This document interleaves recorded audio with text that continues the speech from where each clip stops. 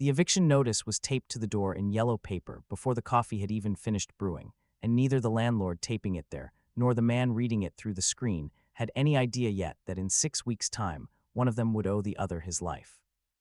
Mark Reyes had been living in Unit 14 of the Brookhaven Gardens apartment complex for a little under a year when the notice went up, a squat 2-story brick building on the outskirts of a mid-sized Ohio town that had seen better decades, its parking lot cracked into a spiderweb of frost heaves, and its hallway lights buzzing with a particular tired hum that Mark had come to find almost soothing in its consistency.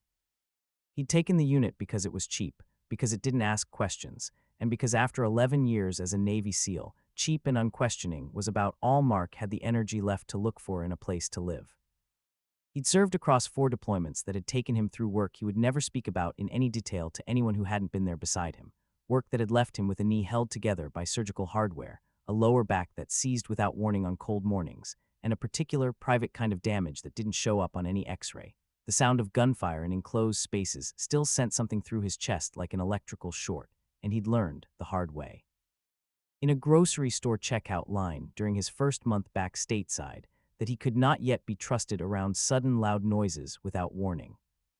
He'd separated from the Navy 14 months earlier, after a medical review board decided his knee alone was disqualifying, the invisible parts of the injury never making it fully into the official record the way the visible ones did, and he'd come out the other side of 11 years of service with a modest pension, a duffel bag of gear he still couldn't bring himself to sell, and no clear idea what a person was supposed to do with the rest of a life that had, until recently,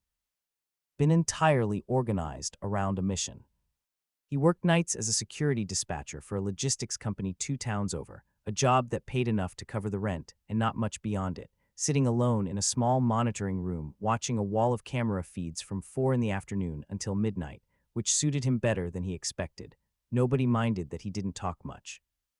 And the quiet hum of the monitors was a kind of white noise he'd come to rely on the way some men relied on a television left running in an empty house. He ate simply, mostly rice and canned chicken, and whatever vegetables were on sale, cooked in a kitchenette barely large enough to turn around in, and he kept his apartment close to bare, a mattress on a frame, a single chair, a folded flag in a triangular case he hadn't yet found the wall space or the willingness to hang. The nights off from work were the hardest. He'd sit in the single chair with the television running low volume, not really watching it, listening instead to the building settle around him, the pipes ticking, a neighbor's footsteps overhead, and he'd catch himself doing the same mental inventory he used to do on watch, cataloging sounds, sorting them into ordinary and worth noting, a habit that had kept him alive for 11 years and now mostly just kept him from sleeping. He'd stopped going to the VA counseling sessions after the 3rd one, not because they hadn't helped exactly, but because the drive there and back through afternoon traffic left him more rattled than the appointment itself ever calmed him down, a trade he'd decided wasn't worth making twice a month. He told himself he'd go back eventually. He'd been telling himself that for the better part of a year. He hadn't spoken to his younger sister in almost 8 months, not since a phone call where she'd asked, careful and well-meaning, whether he'd thought about moving back closer to their parents, somewhere with more support around him, and something in the question had needled at a part of him still raw enough to flinch, and he'd said something short and unkind that he regretted the moment it left his mouth. He hadn't called to apologize. He told himself he would, the same way he told himself a lot of things lately that never quite got done. He hadn't planned on getting a dog. That was the truth of it, whatever anyone in the building later assumed about him, sneaking one in against the rules on purpose. The dog had simply appeared, the way strays appear in the margins of apartment complexes everywhere, slipping in through a gap in the chain-link fence behind the dumpsters on a cold night in late October, and Mark had noticed it first not because it approached him, but because it very deliberately did not, holding a careful 30 feet of distance at all times, watching him with an intensity that felt less like ordinary animal wariness and more like calculated assessment. It was a German Shepherd, oh. R had been built like one once, though the animal in front of him now was gaunt enough that its ribs showed in sharp relief under a coat gone dull and patchy in places, missing fur in a pattern along its lower back that looked less like mange and more like scar tissue that had never let hair grow back properly. One of its front paws turned slightly outward when it walked, an old injury healed crooked, and there was a puckered, hairless line running down the side of its neck that Mark's trained eye recognized immediately as a surgical scar, clean and deliberate, not the ragged work of an accident.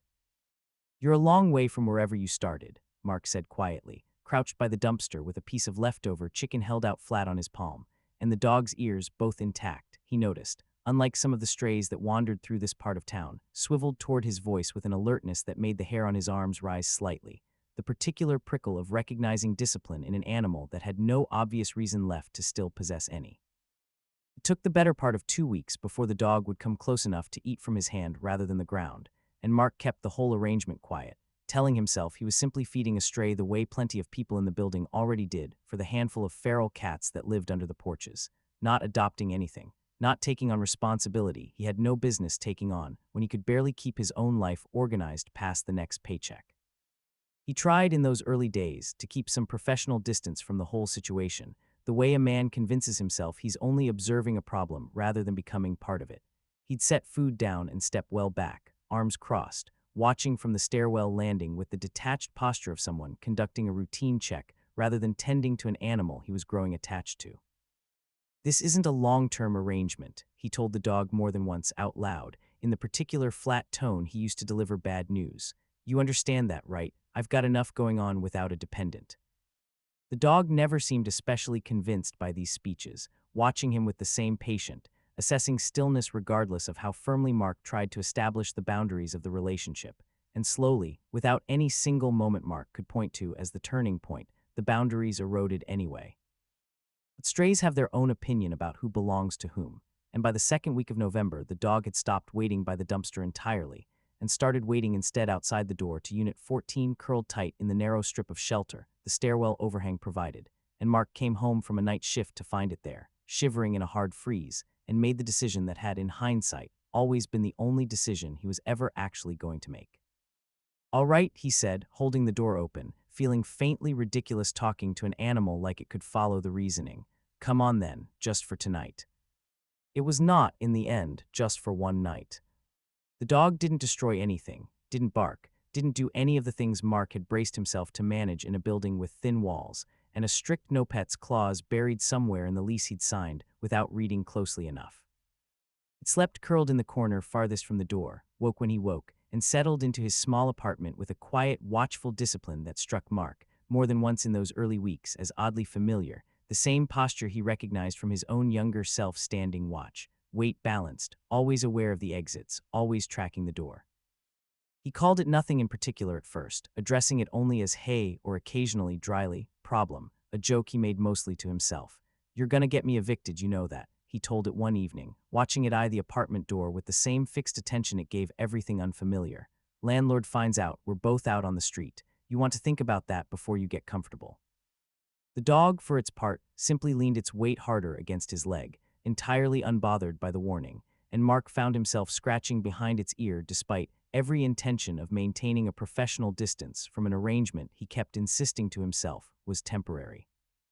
It was inevitable, in a building with walls as thin as Brookhaven Gardens, that someone would notice. It was a neighbor 2 doors down, a retired schoolteacher named Phyllis Hartnett who meant no particular harm by it but had a strong sense of rules being rules, who mentioned to the property manager during a routine maintenance call that she'd heard something moving around in Unit 14 that sounded distinctly larger than a man walking alone. The property manager mentioned it to the landlord.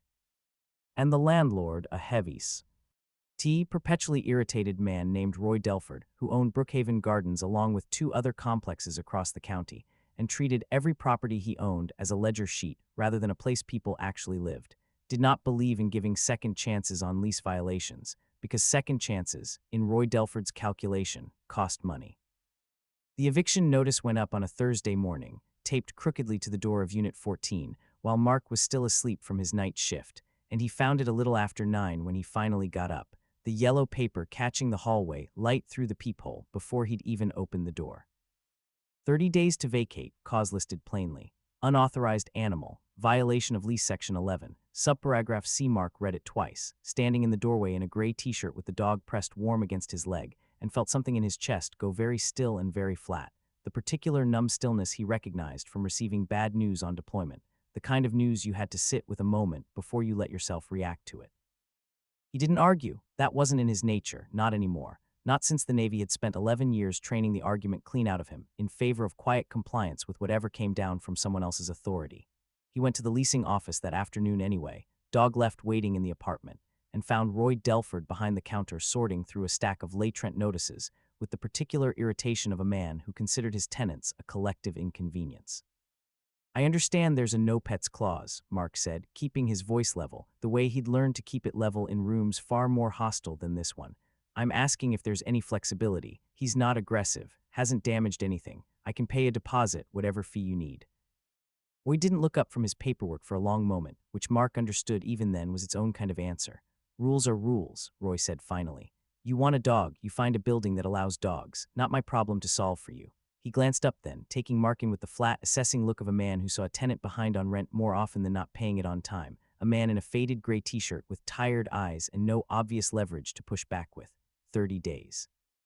I'd start looking now if I were you. Mark left without another word, because there was nothing productive left to say, and walked home through a cold that had nothing to do with the weather. He replayed the conversation more than once over the following days, turning it over the way he used to turn over a mission debrief, looking for the moment things had gone sideways, and each time he landed on the same flat conclusion, there had been no moment. Roy Delford hadn't misunderstood anything or missed some obvious appeal Mark could have made differently. The man simply hadn't cared, had looked at a tenant in a faded t-shirt and seen nothing worth the minor inconvenience of an exception, and there was a particular kind of loneliness in that realization that sat heavier on Mark than he expected, a reminder of how easily a person's whole history could disappear behind the surface a stranger chose to see. He spent the following 2 weeks quietly searching for another apartment that would take a dog with no obvious pedigree and a landlord's rejection already on record, calling numbers off flyers and online listings during his breaks at the dispatch center, most of them either too expensive or unwilling to take a large breed at all. One landlord hung up on him the moment he mentioned the size of the dog. Another quoted a pet deposit larger than Mark's entire monthly pay from the dispatch job. A third seemed genuinely interested until Mark mentioned, honestly, that he was between jobs in the sense of still building back up from a medical separation, and the man's tone had cooled so fast and so completely that Mark didn't bother finishing the call. He kept a running list on the same legal pad, crossing out number after number, and some nights he'd sit at the kitchen table long after Bosun had already settled onto the mattress, staring at the growing column of crossed-out digits, feeling the particular exhaustion of a man fighting a battle with no clear terrain and no clear enemy, just a wall of quiet, reasonable no's stacking up one after another. It was during one of those slow, frustrating evenings, sitting at his kitchen table with a legal pad of crossed-out phone numbers, that he finally decided to have the dog properly checked over at a low-cost veterinary clinic 2 miles from the complex, in part to make sure it was healthy enough to survive whatever transition was coming, and in part, if he was honest with himself, because he'd started to care what happened to it beyond simple practicality. It was the vet technician, a young man named Corbin who'd done a stint as an Air Force vet. Rinnery assistant before going civilian, who noticed the tattoo first, running his thumb along the inside of the dog's ear out of old habit while checking for infection. Corbin said, going still, "This is Navy ink or close to it. You know this dog's got service markings."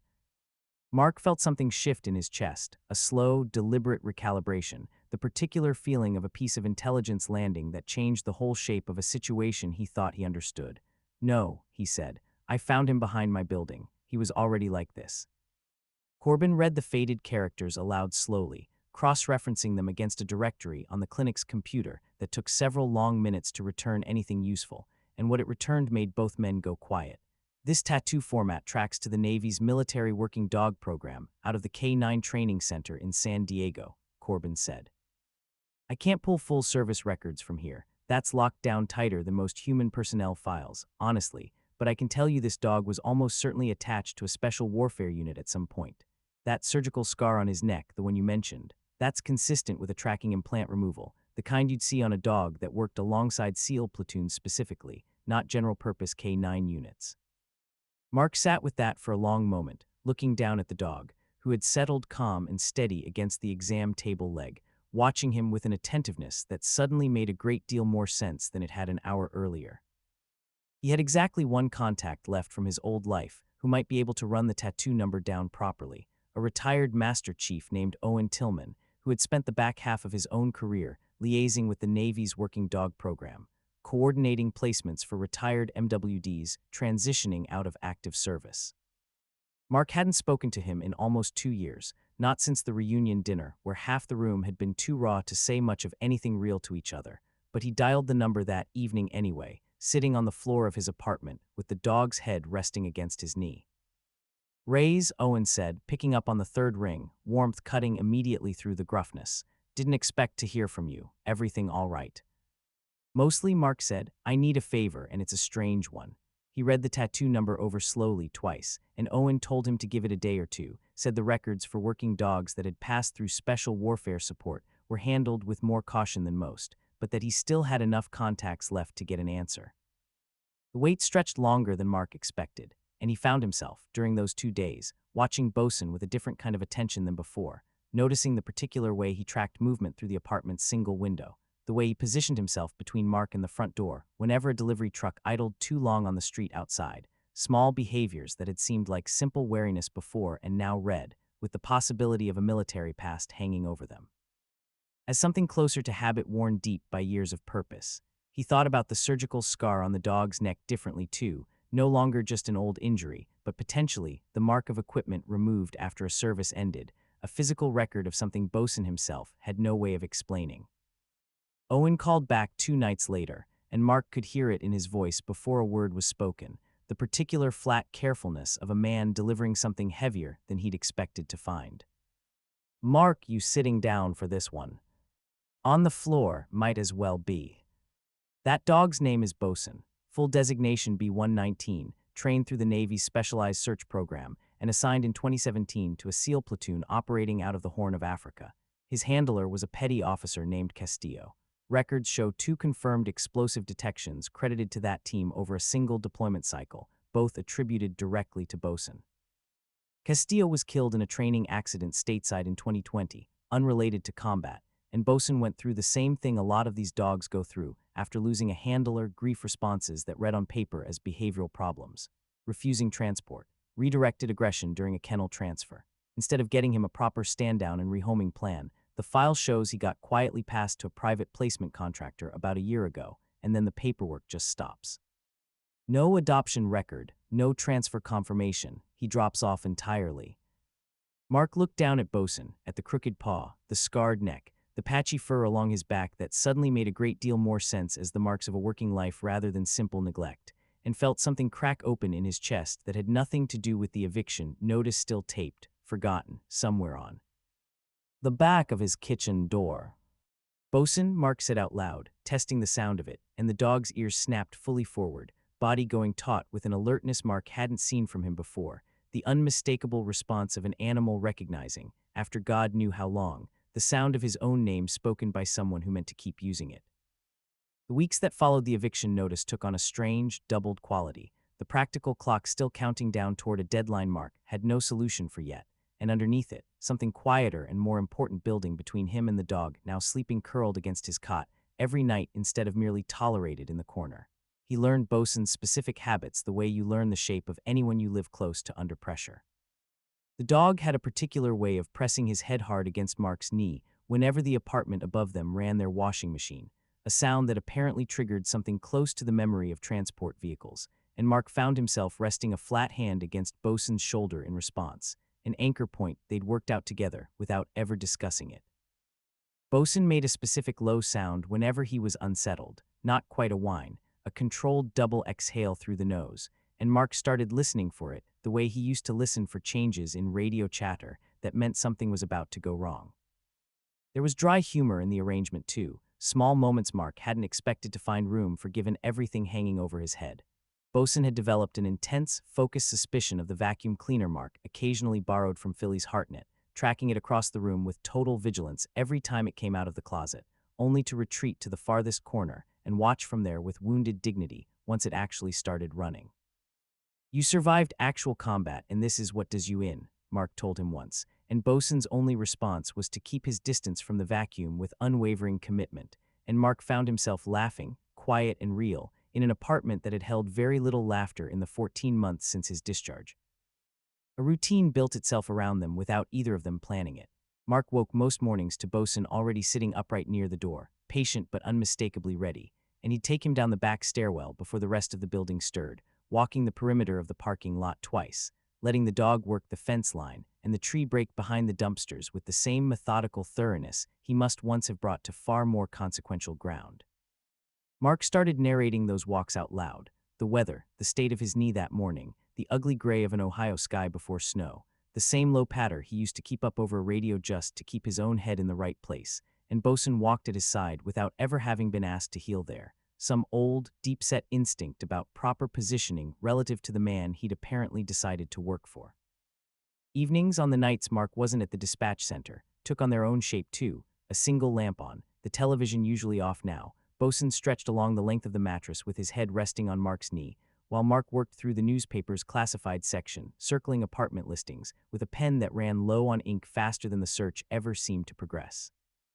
He talked to the dog during those hours about things he hadn't said out loud to anyone else, not the counselor he'd stopped seeing, not his sister in their strained last conversation, not even himself in the privacy of his own head, where he usually managed to keep such thoughts locked down tight. Fragments came out slow, the particular weight of carrying a wounded teammate across open ground under fire, a memory that surfaced most often in the hour just before sleep, more sensation than image, a pressure across his shoulders that had nothing to do with his actual physical burden that night. The strange, persistent guilt he still carried over being the one who came home intact enough to walk on his own power when better men hadn't. Bosun listened the way dogs listen, ears tracking the rise and fall of Mark's voice without needing to understand a single word of it, and Mark found that the not understanding was somehow exactly what he needed most, a presence that absorbed the weight of what he said without flinching from it, and without needing him to perform being fine. He learned Bosun's specific habits the way you learn the shape of anyone you live close to under pressure. The dog had a particular way of pressing his head hard against Mark's knee whenever the apartment above them ran their washing machine, a sound that apparently triggered something close to the memory of transport vehicles, and Mark found himself resting a flat hand against Bosun's shoulder in response. An anchor point they'd worked out together without ever discussing it. Bosun made a specific low sound whenever he was unsettled, not quite a whine, a controlled double exhale through the nose, and Mark started listening for it the way he used to listen for changes in radio chatter that meant something was about to go wrong. He noticed, too, that Bosun would sit at a precise diagonal near any doorway, rather than directly in front of it, angled so he could track both the hall and the window at once, a placement Mark eventually recognized as pure tactical instinct, the same instinct that made Mark himself choose the seat facing the door in any diner he ever walked into, and there was a strange comfort in watching another creature carry the same invisible weight he carried. As though it made his own vigilance feel less like a private failing and more like the ordinary cost of the work they'd both once done.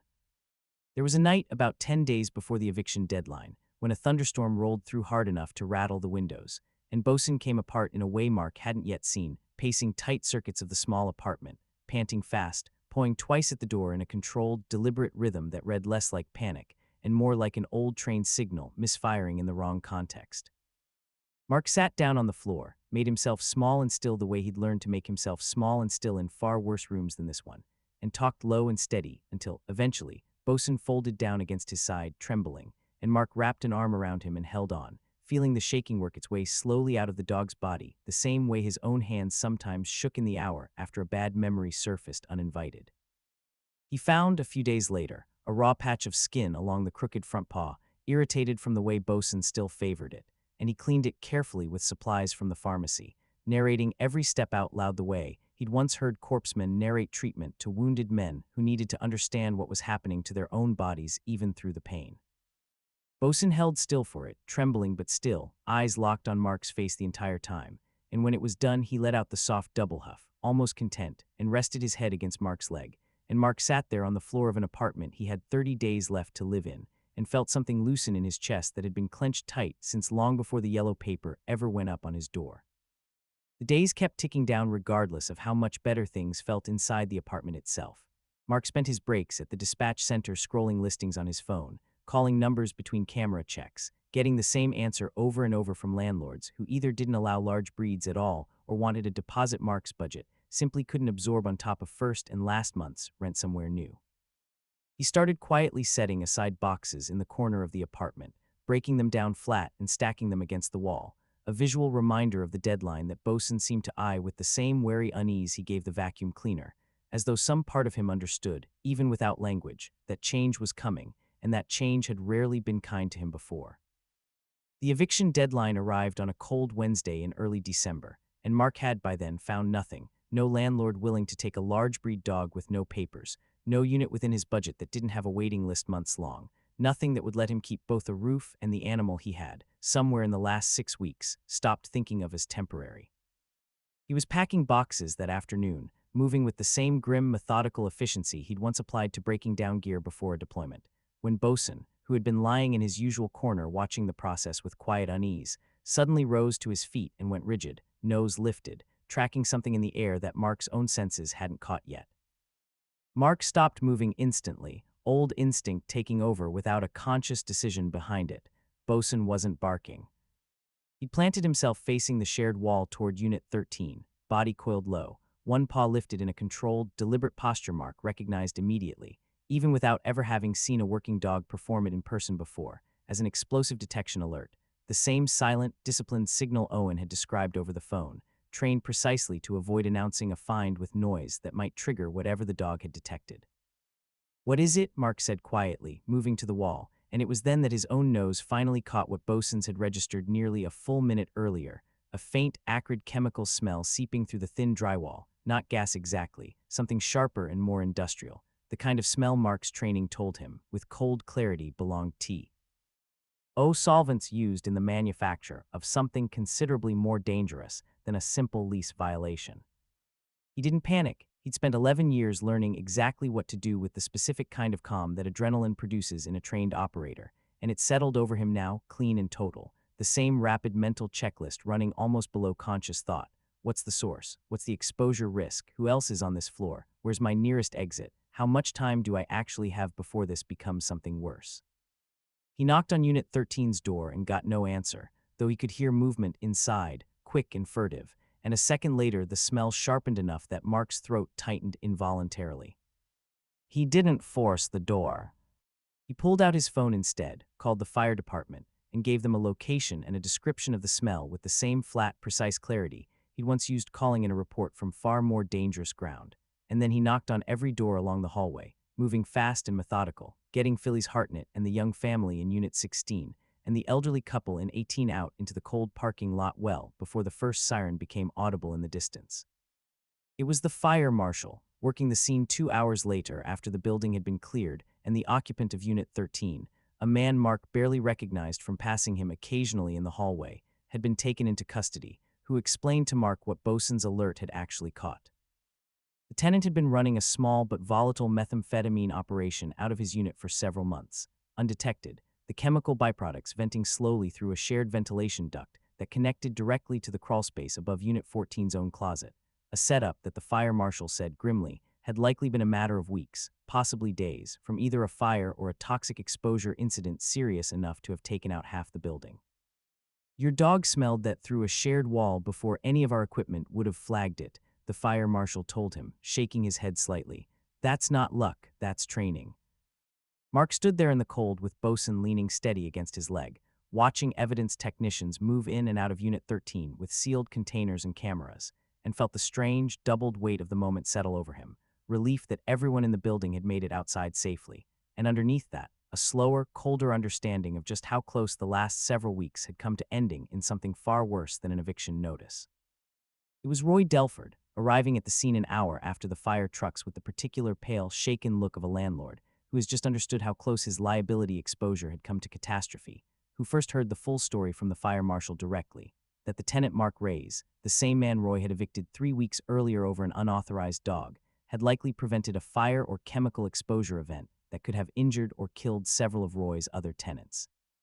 Using a rescue dog, whose alert had caught what no smoke detector in the building yet had. Roy found Mark standing near the ambulance bay, where Philly's Hartnett was being checked over out of caution, Bosun sitting calm and steady at his heel, and something in Roy's face had shifted from its usual flat irritation into something closer to shame. "I didn't know," Roy said, which wasn't quite an apology, though it was moving in that direction, "about the dog, about any of it."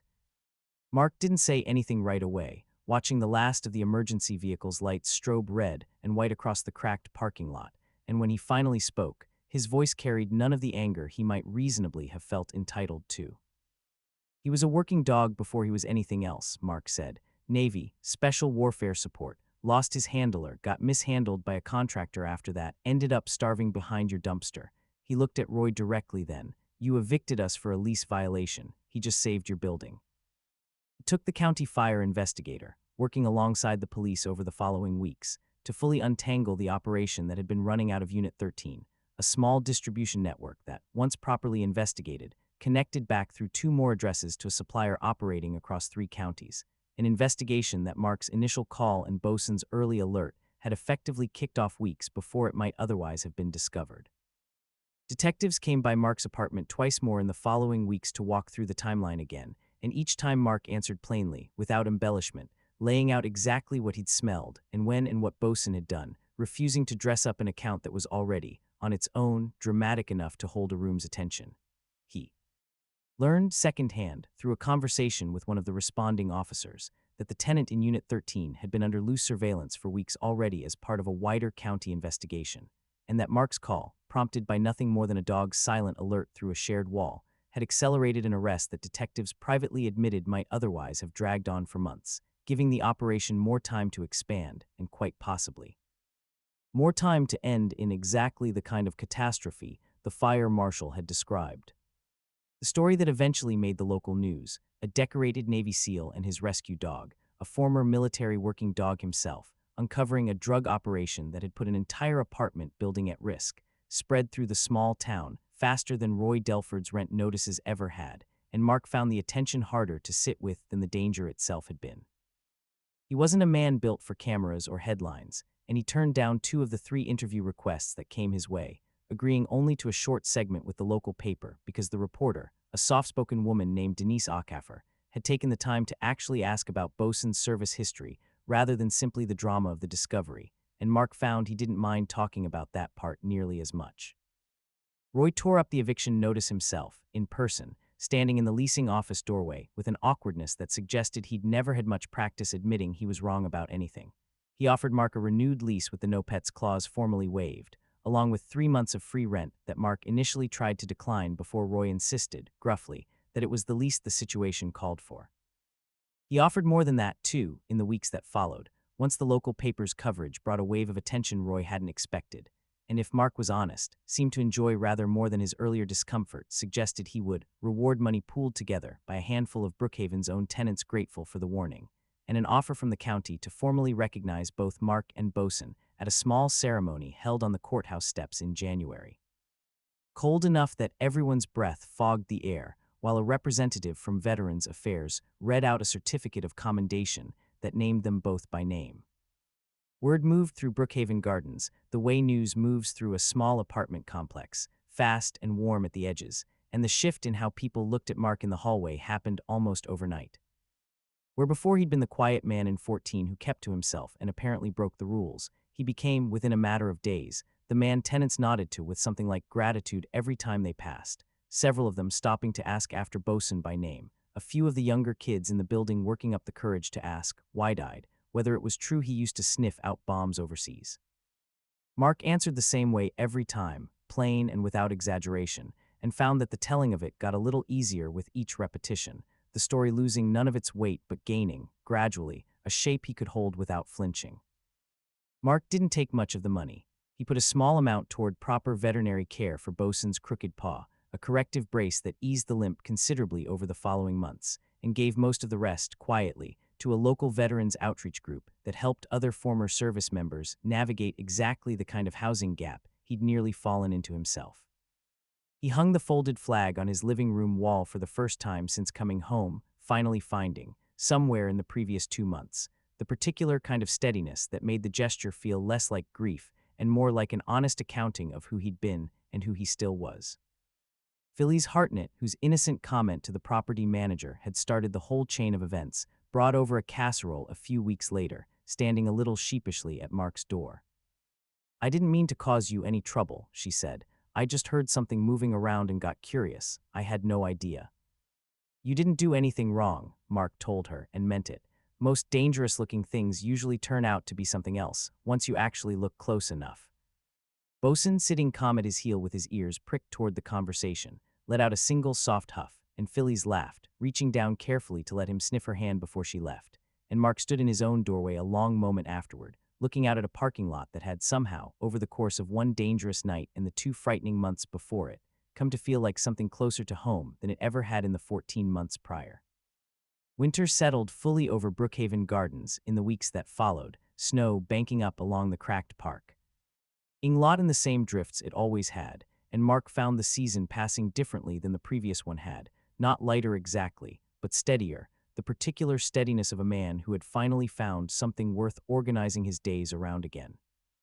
He went back to one of the VA counseling sessions he'd stopped attending, not because the eviction or the fire had fixed anything on their own, but because the last 2 months had shown him, in a way nothing else quite had, that he still had the capacity to protect something, to notice a threat and act on it clean and clear-headed, and that capacity felt worth building on rather than letting atrophy in a quiet apartment with the television running low. Some evenings, sitting on the narrow balcony off Unit 14 with Bosun's head heavy and warm against his knee, Mark found himself thinking about Petty Officer Castillo, a man he'd never met, who had trained this animal to be watchful and gentle in the same breath, who had died somewhere far from any battlefield in an accident that had nothing to do with the courage he and his dog had already proven overseas. And Mark would say a quiet word of thanks out loud to a stranger for the dog now breathing steady and safe beside him. He didn't know if Bosun understood any of it, the eviction notice, the fire, the strange reversal of a landlord's whole opinion of him. He suspected, in the particular way the dog's ears swiveled toward him every time he spoke Castillo's name into the quiet dark, that maybe he understood more than anyone had ever given him credit for.